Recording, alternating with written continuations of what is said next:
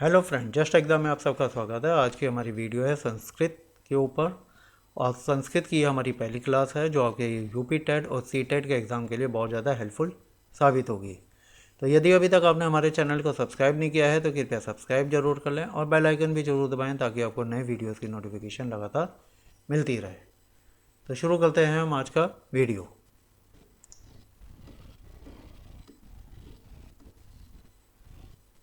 सबसे पहले जो शब्द आता है वह है संस्कृत वर्णमाला। संस्कृत वर्णमाला में हमारे को ये जानना है कि वर्णमाला क्या चीज़ होती है। तो वर्णमाला क्या चीज़ होती है, इस चीज़ को जानने के लिए हम ये देखेंगे।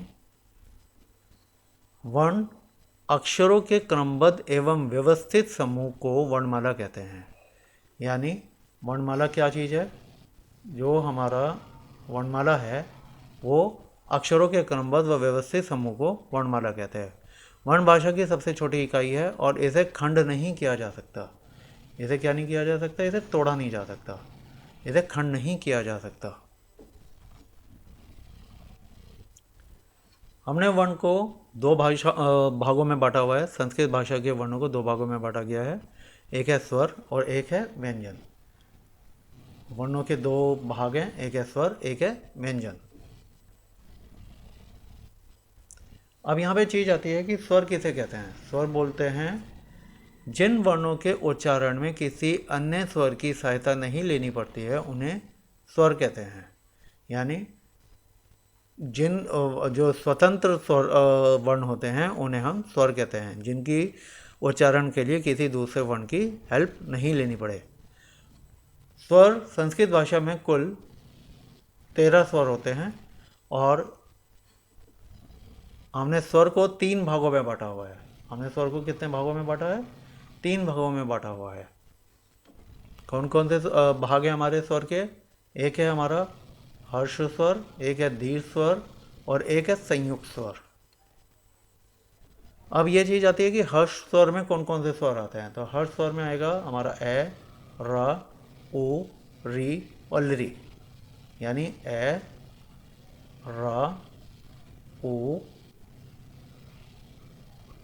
री और लरी।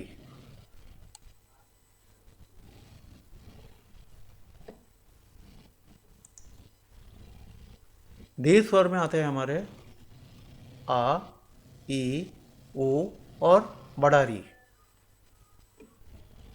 संयुक्त स्वर में हमारे पास हैं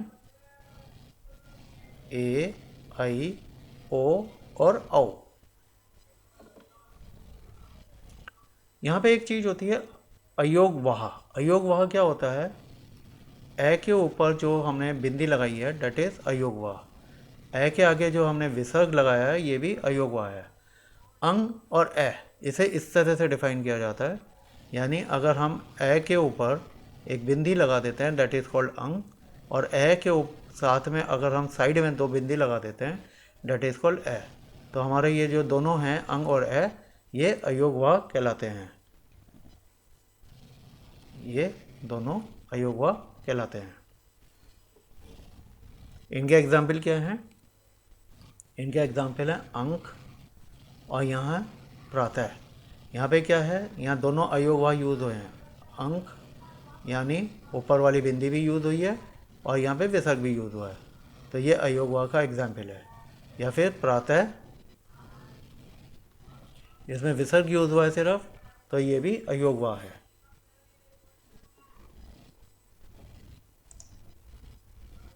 इसके बाद आता है व्यंजन। व्यंजन किसे बोलते हैं, जिन वर्णों का उच्चारण स्वतंत्र रूप से नहीं किया जाता, अर्थात जिनका उच्चारण करते समय स्वर वर्णों की सहायता लेनी पड़ती है, उन्हें व्यंजन कहते हैं। जैसे हमारे पास ए था, ये क्या है, हमारा स्वर है। लेकिन अगर सपोज करो हमारे पास का है तो ये हमारे लिए व्यंजन है। क्यों, ये एक आधा वर्ण है और इस आधा वर्ण को पूरा करने के लिए हमारे को क्या करना पड़ेगा, का प्लस आ। जब हम इस आधे का के साथ आ को मिलाएंगे तब वो पूरा का बनेगा, तो डेट इज़ कॉल्ड व्यंजन। यानी जिस वर्ण का उच्चारण स्वतंत्र रूप से नहीं होता है, अर्थात जिनका उच्चारण करते समय स्वर वर्णों की सहायता लेनी पड़ती है, उन्हें हम व्यंजन कहते हैं।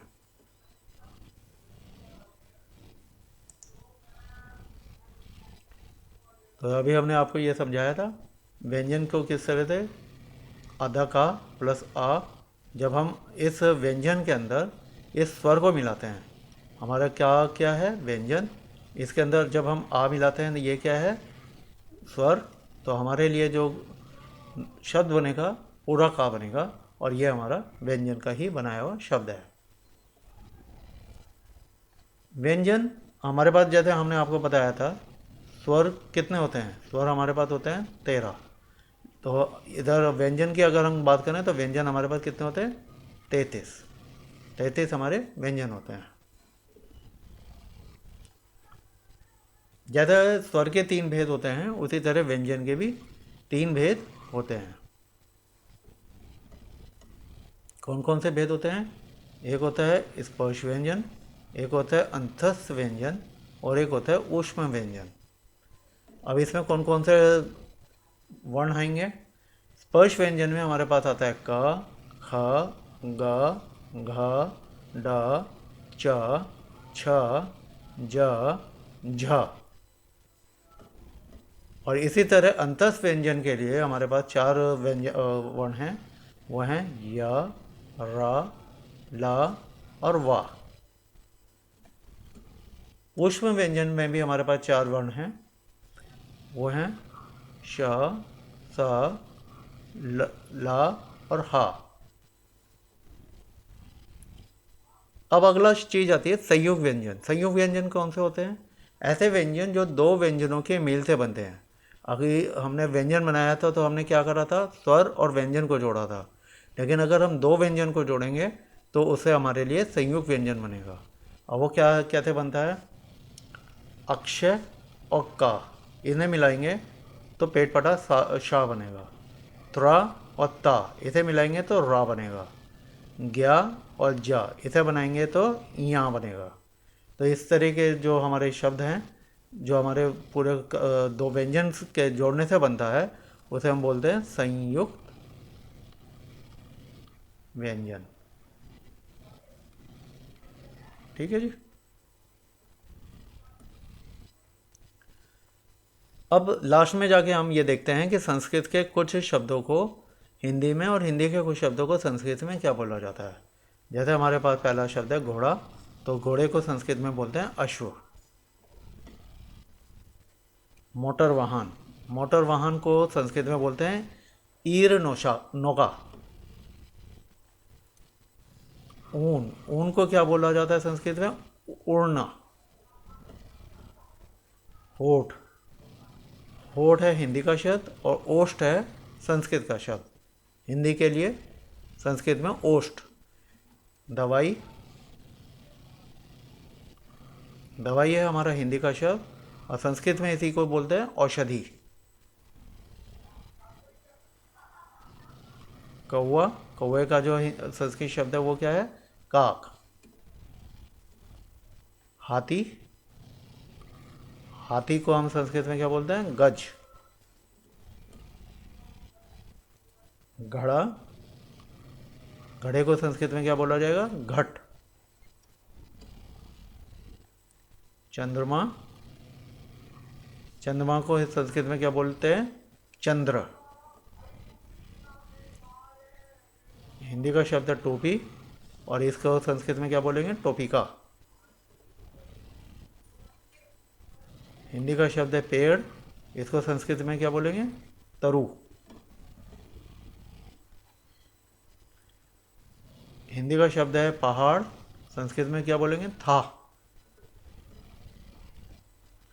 हिंदी का शब्द है हमारा प्याज, इसे संस्कृत में क्या बोलेंगे? पलांडू।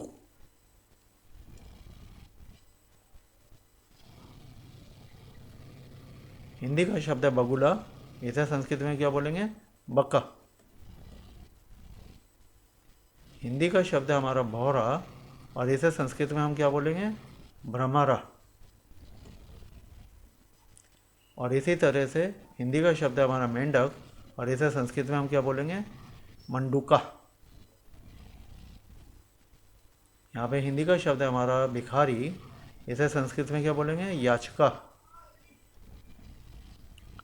यहाँ पे हमारे पास हिंदी का शब्द है तोता और इसे संस्कृत में क्या बोलेंगे? शुक। अब हमारे पास हिंदी का शब्द है हंस, और इसमें यहाँ पे संस्कृत में क्या बोलते हैं हमें, हंस। अब इसमें देखने में लग रहा होगा ये एक जैसे ही हैं, लेकिन फ़र्क है। हिंदी में ये सिर्फ हंस है, और संस्कृत में यहाँ पे विसर्ग लग जाएगा, और जब विसर्ग लग जाएगा तो वो संस्कृत का बन जाएगा हंसा। ऐसे ही हमारे पास हिंदी का शब्द है सांप, और यहाँ पे संस्कृत में क्या बन जाएगा, वो सर्प। यहाँ पे हमारे पास हिंदी का शब्द है मजदूर, और ये संस्कृत में क्या बन जाएगा, श्रमिका। तो ये थी हमारी आज की वीडियो। अगर आपको हमारी आज की वीडियो ये अच्छी लगे तो आप हमारी क्लासेस को लगातार फॉलो करना। अगर आपको हमारा ये वीडियो अच्छा लगे, लाइक ज़रूर करें, सब्सक्राइब करें, और अपने फेसबुक और व्हाट्सएप ग्रुप पे इसे फॉरवर्ड ज़रूर करें। धन्यवाद।